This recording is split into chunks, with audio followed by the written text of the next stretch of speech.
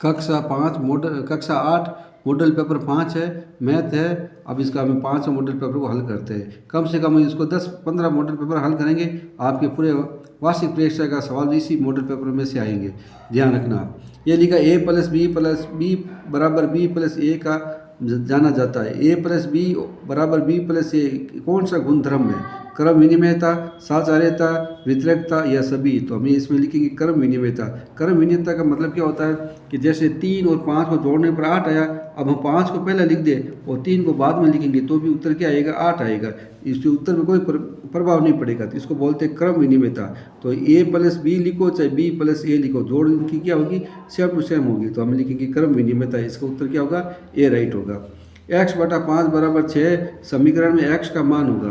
तो ये लिखा हमने वाक्य x/5 बराबर 6। अब हमें x का मान ज्ञात करना है। ये संख्या भिन्न में है तो इसको वज्र गुणा करते हैं। तो 5 को 6 से गुणा करेंगे तो x बराबर क्या लिखा? 5 × 6 x बराबर 30। 5 को 6 से गुणा करने पर 30 आएगा। तो इसके अंदर a के अंदर 30 है, b के अंदर 11 है, c के अंदर 1 है, d के अंदर 0 है। तो हमारा a उत्तर राइट होगा। x बराबर 30 का मान। तो 5 को 6 से गुणा करने पर 30 आया तो x का मान 30 होगा। यानी कि एक वर्ग के विकर्ण AC बराबर 8 हो तो विकर्ण BD का मान होगा। वर्ग के अंदर दोनों विकर्ण बराबर होते हैं। AC का मान 8 है तो BD का मान भी क्या होगा? 8 सेंटीमीटर होगा। अगला सवाल क्या है? 1 से 10 तक के बीच में पूर्ण वर्ग संख्या कौन सी होती है? तो 1 से 10 तक गिनती लिखते हैं। 1 2 3 से लेकर 10 तक गिनती लिखा है। इसमें 4 का वर्गमूल 2 होता है, 9 का वर्गमूल 3 होता है। तो केवल 2 संख्या ही है जिसमें पूर्ण वर्ग संख्या है। तो कितनी संख्या है? 2। तो हमारा उत्तर होगा इसका ए राइट होगा। पूर्ण वर्ग का मतलब होता है जिसका पूरा पूरा वर्गमूल निकलता है। 5 का नहीं निकलता, 6 का नहीं निकलता, 7 का नहीं निकलता, 8 का वर्गमूल नहीं निकलता, लेकिन 4 और 9 का ही वर्गमूल निकलता है। 122 को घन करने पर इकाई का अंक क्या होगा? 122 है तो घन का मतलब होता है किसी संख्या को 3 बार लेकर गुणा करना। 122 गुणा 122 गुणा 122, इसको बोलते हैं घन। तो हमारे पास इकाई का अंक क्या है? 2 2 2। तो 2 को हमने 3 बार लिखा, 2 गुणा 2 गुणा 2 गुणा। तो 2 को 2 से गुणा किया 4, 4 को 2 से गुणा किया तो 8। तो इकाई का अंक क्या होगा? 8। इसके अंदर कौन सा सही होगा? सी सही होगा। 122 को घन करने पर, घन का मतलब क्या होता है? किसी संख्या को 3 बार लेकर गुणा करना है। तो हमें ये 2 को 3 बार लेकर गुणा किया तो 8 है। क्यों? क्योंकि इकाई का अंक क्या है हमारे पास? 2 है। अगला है 500 का 20% कितना होता है? तो 500 का 20%, 2 0 से 2 0 काट दिया, 5 और 20 को गुणा किया तो 100 हो गया। तो इसका लिखेंगे हम 100। इसका कौन सा उत्तर सही होगा? ए राइट होगा।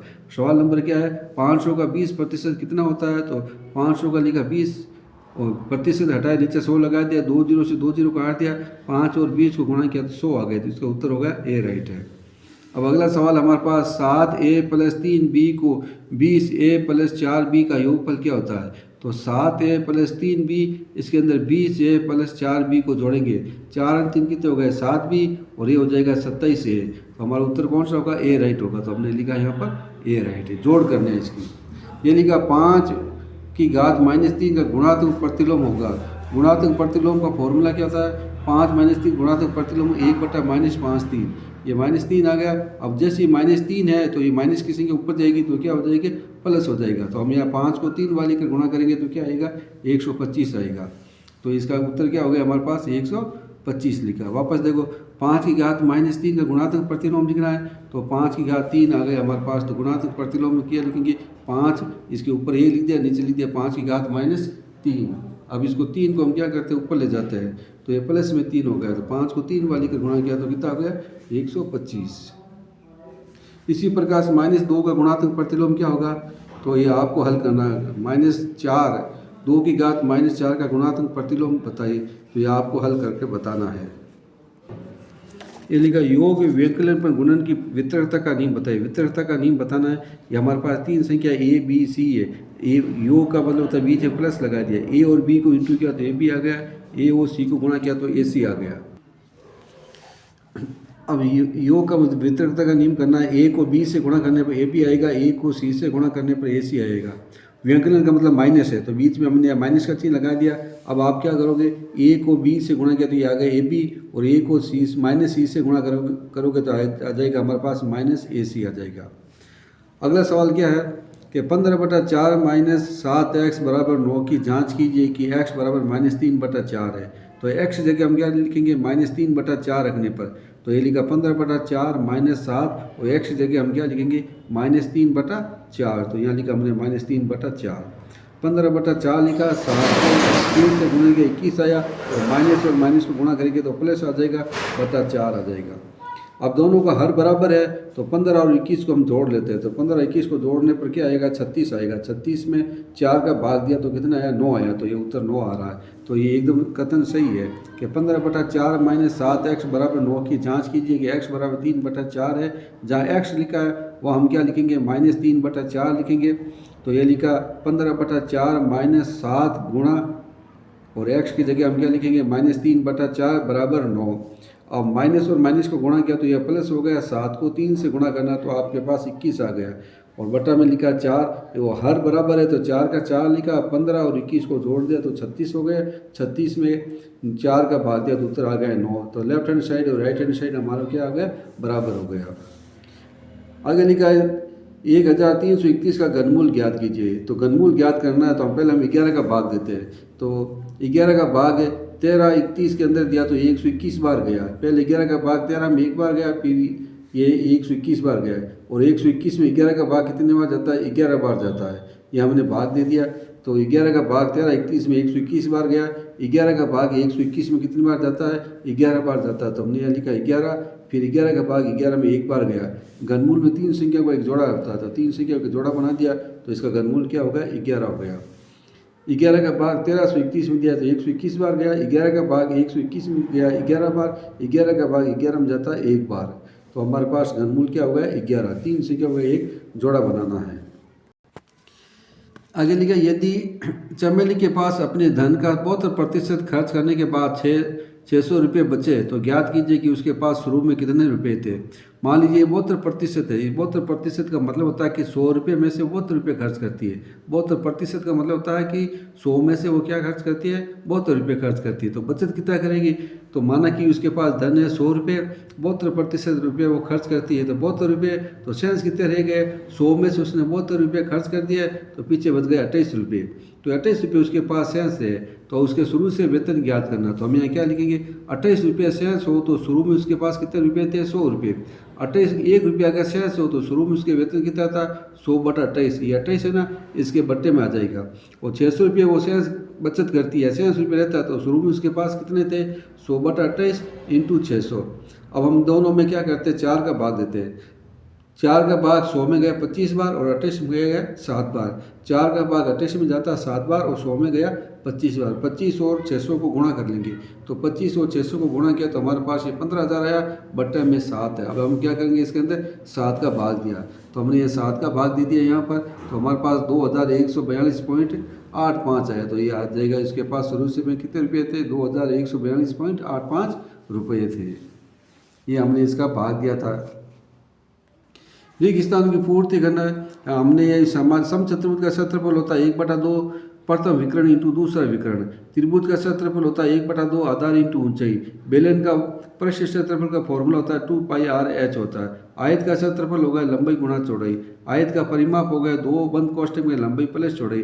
तो आपको ये फॉर्मूला याद करना है। रिक्त स्थान की पूर्ति के अंदर कोई भी फॉर्मूला पूछ सकते हैं। तो आयत का परिमाप का फॉर्मूला, आयत का क्षेत्रफल का फॉर्मूला, बेलन के वक्र पृष्ठ का क्षेत्रफल, त्रिभुज का क्षेत्रफल और समचतुर्भुज का क्षेत्रफल का फॉर्मूला, और समलंब चतुर्भुज का भी याद कर लेना आप। अब ये लिखा हमारे पास, सत्य बता असत्य बताइए।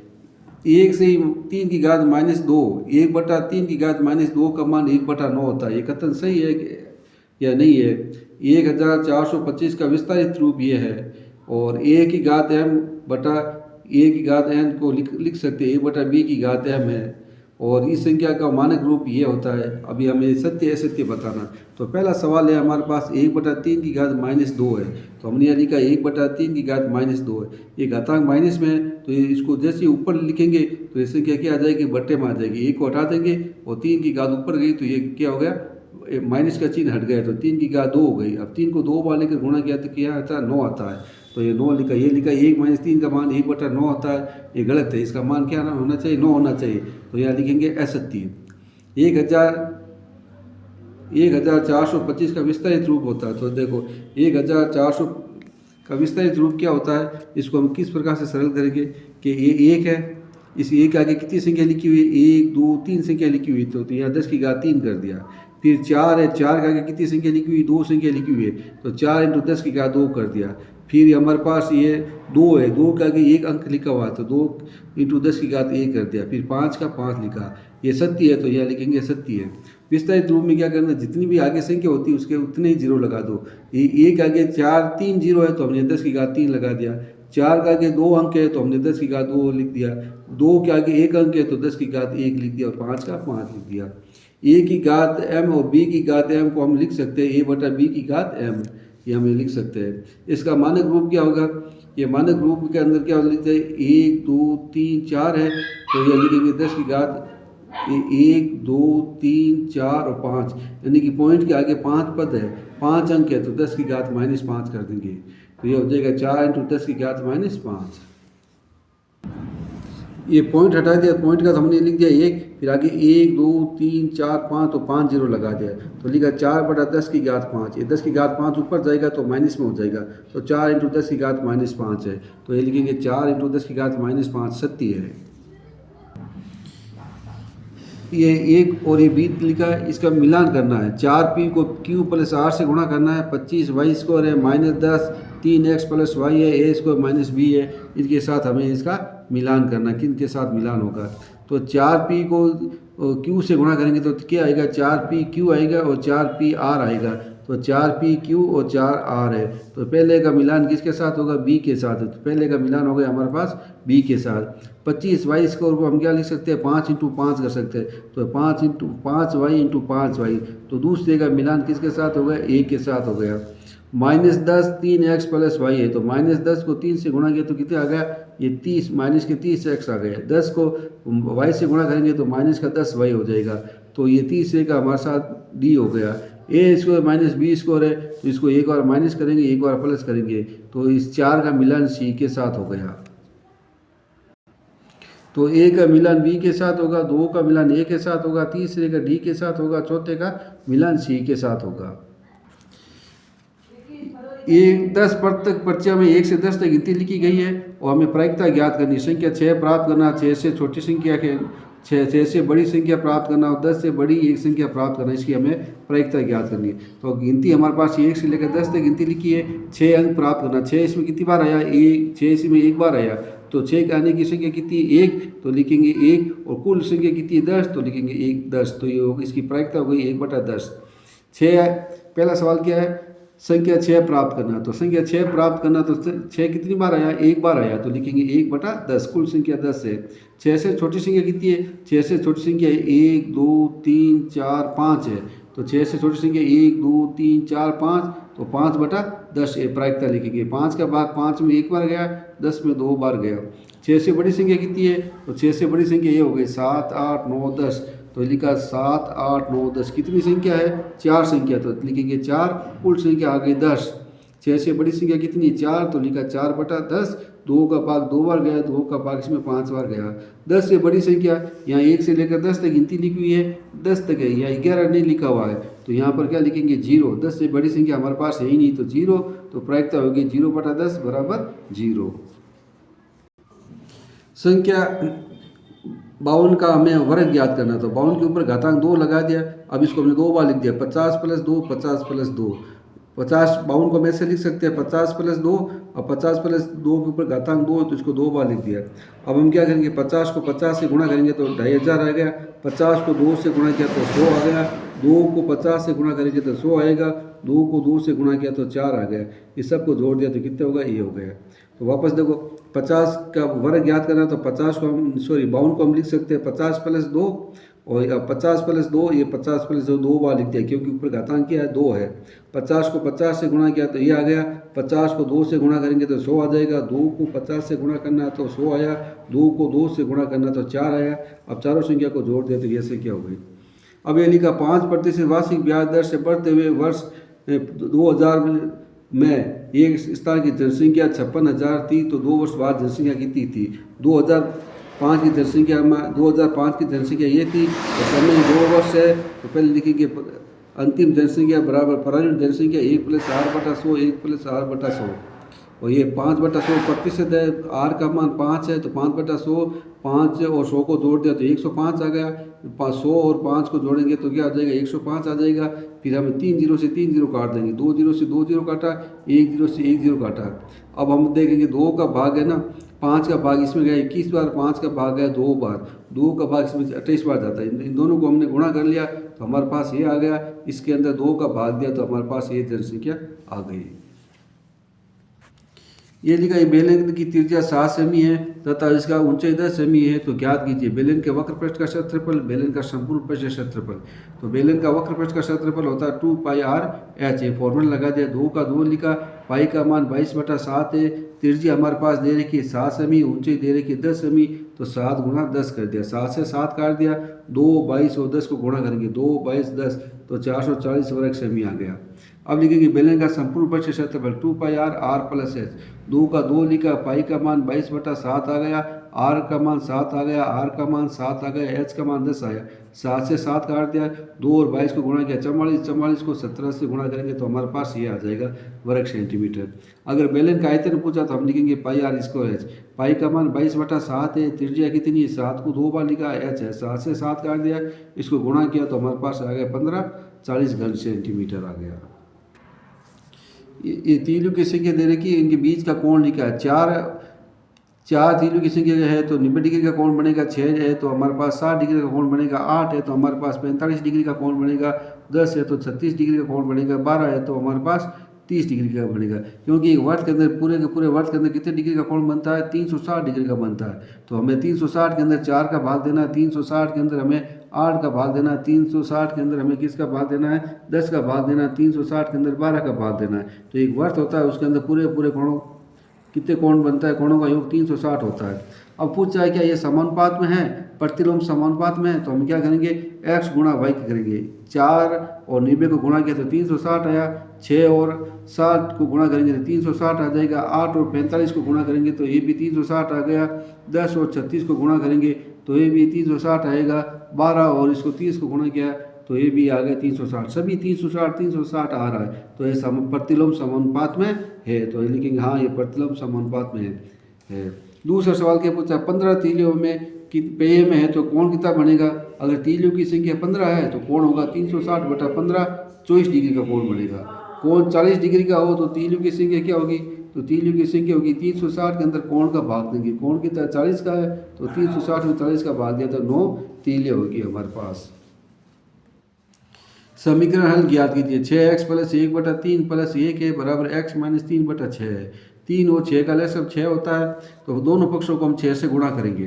तो यहाँ लिखेंगे 6x + 1/3 गुणा 6, 1 × 6, x - 3/6, 6 से 6 काट दिया और 3 का भाग 6 में गया 2 बार और 1 को 6 से गुणा किया तो 6 आया।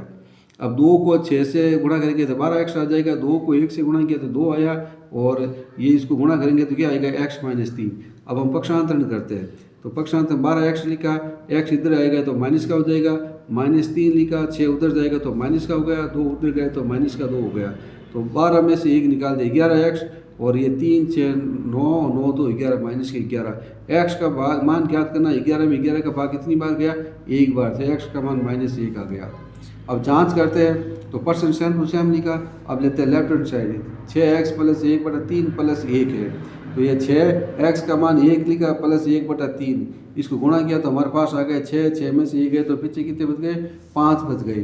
अब हम 5 को -5/3 + 1, 3 को 1 से गुणा किया तो 3 आया, 5 में से आप 3 बाकी निकाल दो तो माइनस के 2 बच गए। राइट हैंड साइड के अंदर हमारे पास क्या है, x - 3/6, x का मान -1 आया, -1 और -3 जुड़ गए तो माइनस के 4 हो गए, तो -4/6 दोनों में 2 का भाग जाता है, 2 का भाग 2 बार गया, 2 का भाग 3 बार गया तो -2/3, ये -2/3 और ये -2/3 बराबर है। तो हमारा ये समीकरण सही हुआ।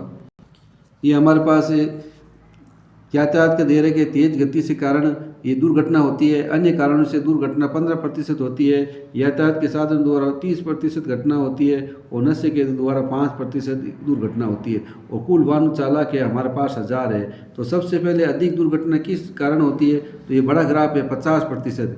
तो लिखेंगे तेज गति के कारण होती है। कितनी होती है, तो ये 50% है, लिखेंगे 50/100 और कुल कितने है 1000 है, तो ये 1000 से गुणा करेंगे। 2 जीरो से 2 जीरो काट दिया, 50 और 10 को गुणा किया तो 500, तो दुर्घटना हो गई 500। यातायात के कारण कितनी दुर्घटना होती है, तो यातायात में यहाँ देखो हमारे पास ये लिखा है यातायात 30% दुर्घटना होती है। तो हम लिखेंगे 30/100 इंटू 1000। 2 जीरो से 2 जीरो काट दिया, 30 और 10 को गुणा किया तो हमारे पास 300 दुर्घटना हो गई। अब आगे पूछा हमारे पास नशे के कारण कितनी घटना होती है, तो नशे के कारण हमारी घटना होती है 5%। तो लिखेंगे 5/100 इंटू 1000। 2 जीरो से 2 जीरो काट दिया, 5 और 10 को गुणा किया तो 50 दुर्घटना हो गई। भाग दीजिए 52 PQR P + QR RP भाग दे रखा। तो ये संख्या हमने लिखा और ये पिच वाले पद हमने इसके नीचे लिख दिया। 13 PR लिखा, PQ लिखा और RP वाला पद लिखा। RP से RP वाला पद काट दिया, PQ से PQ वाला पद काटा। 13 का भाग 52 में 4 बार गया, P से P काटा, R से R काटे, तो यहाँ बच गया 4, यहाँ बच गया Q + R। अगला सवाल है 39 वाई स्क्वायर बंद कोष्ठक में 50 वाई स्क्वायर माइनस 98 भाग 26 वाई स्क्वायर 5 वाई + 7 है। अब देखो 39 वाई स्क्वायर इंटू 50 और 98 में 2 बेनिष्ठ है, तो 2 का भाग 50 में गया 25 बार, 2 का भाग 98 में गया 49 बार। और अगला पद सेम टू सेम लिख दिया हमने। ये लिखा 39 वाई स्क्वायर, 2 का 2 लिखा, 25 का वर्गमूल 5 होता है, 49 का वर्गमूल 7 लिखा, तो इसको वर्ग संख्या के रूप में लिख दिया और संख्या इसके बट्टे में लिख दी। अब ऊपर वाले पद को एक बार माइनस करेंगे और एक बार प्लस करेंगे, तो 5 वाई + 7 वाला पद काट दिया और इसके अंदर हमारे पास जाता है 13 का भाग 26 में 2 बार गया और 13 का भाग 39 में 3 बार गया। 2 से और वाई स्क्वायर से वाई स्क्वायर काट दिया और 2 से 2 काट दिया, तो हमारे पास बच गए 3 को बंद कोष्ठक में y - 7। इसको सरल करना है। हमारे पास 11x लिखा, 11x के 2 टुकड़े करने हैं, चाहे जोड़ने पर 11 आवे, गुणा करें तो 11, जोड़ने पर 11 आवे या घटाने पर 11 आवे, गुणा करें तो 30 आना चाहिए। तो देखो 1 का भाग 30 में 30 बार जाता है, 2 का भाग 30 में 15 बार गया, 3 का भाग 30 में 10 बार गया, 6 का भाग 5 बार जाता है। 5 और 6 को जोड़े तो क्या होता है 11 होता है। तो हमारे पास टुकड़े बन गए हैं, एक तो 6 का और एक 5 का बनेंगे। तो हमें लिखेंगे y + 5 y + 6 और y + 5 इसके बट्टे में लिख दिया। ये पद कट गया तो y + 6 हमारे पास बच गया। अब हमारे पास लिखा है 12x y - 9x स्क्वायर - 16 वाला और ये भाग है, भाग वाला संख्या मैं इसके बट्टे में लिखा। अब 9 का वर्गमूल निकाला, हमारे पास 3x स्क्वायर के रूप में आया। 16 का वर्गमूल 4 होता तो इसको 4 वर्ग के रूप में लिखा। 9 का वर्गमूल 3 आया, फिर इसको वर्ग संख्या के रूप में लिख दिया। अब इसको एक बार माइनस करेंगे, एक बार प्लस करेंगे, तो यहाँ माइनस कर दिया और यहाँ प्लस कर दिया। ये प्लस वाला पद कट गया और हमारे पास एक्स वाई से एक्स वाई कटा। 4 का भाग 12 में गया 3 बार, तो हमने लिखा 3x - 4y। ABCD एक समांतर चतुर्भुज है, ए का मान 70 है, तो सभी कोण ज्ञात करना है। तो हम जानते हैं कि समांतर चतुर्भुज के आसन कोणों का योग 180 डिग्री होता है। तो ए और बी का योग कितना होगा 180 डिग्री। ए का मान 70 डिग्री लिखा है, तो हम पक्षांतरण करेंगे तो बी का मान ज्ञात करेंगे, तो 180 में से 70 माइनस कर दिया तो हमारे पास 110 डिग्री बच गया। अब हम लिखेंगे समांतर चतुर्भुज के समूह कोण बराबर होते हैं, यानी कि कोण ए का मान सी के बराबर होगा, बी का मान डी के बराबर होगा। तो हमने लिखा कोण ए और सी के बराबर है, तो दोनों का मान 70 डिग्री है। बी का मान डी के बराबर है, तो दोनों का मान 110 डिग्री आ जाएगा। अगर समांतर चतुर्भुज है तो आमने सामने कोणों का योग क्या होता है बराबर होता है। ये 70 डिग्री है तो ये भी 70 डिग्री का होगा। बी का मान क्या होता है आसन कोणों का योग 180 होता है, तो 180 में से 70 माइनस करेंगे तो ये 180 आ जाएगा। तो ये भी 180 का होगा, तो ये भी 110 का होगा, तो ये भी 110 का होगा। हमें इस x का मान ज्ञात करना, तो हमने लिखा 22 कोण। त्रिभुज में जो 22 कोण होता है दो अंतराभिमुख कोणों के योग के बराबर होता है। तो इसको 40 और 60 को जोड़ लेंगे, तो 40 और 60 को जोड़ दिया तो हमारे पास 100 हो गया। तो इस x का मान क्या होगा 100 डिग्री का होगा। ये 22 कोण है, 22 कोण का मान दोनों कोणों के योग के बराबर होता है। दोनों को जोड़ने पर कितना है क्या 100, तो x का मान आ गया हमारे पास 100। तो ये फॉर्मूला लिखना है, 22 कोण दो अंतराभिमुख कोणों के योग के बराबर होता है। तो 60 और 40 के योग कर दिया 100, तो इसका मान आ गया 100। हमें आलेख ये खींचना है, ये सेम दे रखा है, मूल्य दे रखा है। पहली जो राशि होती है पहली जो संख्या होती है यहाँ में लिखेंगे OX, यहाँ लिखेंगे हम सेव, ये सेवों की संख्या 1 2 3 4 5, और दूसरा देने का मूल्य तो OY हो गया हमारे पास मूल्य, ये 5 रुपये 10 रुपये 15 रुपये 20 रुपये। ये हम पैमाना मानेंगे OX पर 1 बड़ा खाना बराबर 1 सेव, और OY बराबर 1 बड़ा खाना बराबर 5 रुपये। तो ये हमने यहाँ ग्राफ खींचा, ये 0 से लेकर 5 तक गिनती लिखी, यहाँ 5 से लेकर हमें 25 तक गया। अब इसके अंदर देखो एक सेव का मूल्य 5 रुपये है, तो एक सेव का मूल्य 5 रुपये यहाँ लिखा, 2 सेव का मूल्य 10 रुपये तो यह बिंदु लगाया, 3 सेव का 15 रुपये तो यह बिंदु लगाया, 4 सेव का 20 रुपये तो यह बिंदु लगाया, 5 सेव का 25 रुपये तो 25 रुपये यह बिंदु लगाया। 25 के सामने अब एक सीधी रेखा खींच दी। वीडियो को आप लाइक करना है, और जो सवाल नहीं आ रहा है वो मेरे से आप पूछ सकते हो। कोई समस्या हो तो बताना, कमेंट ज़रूर करना, लाइक ज़रूर करना। धन्यवाद।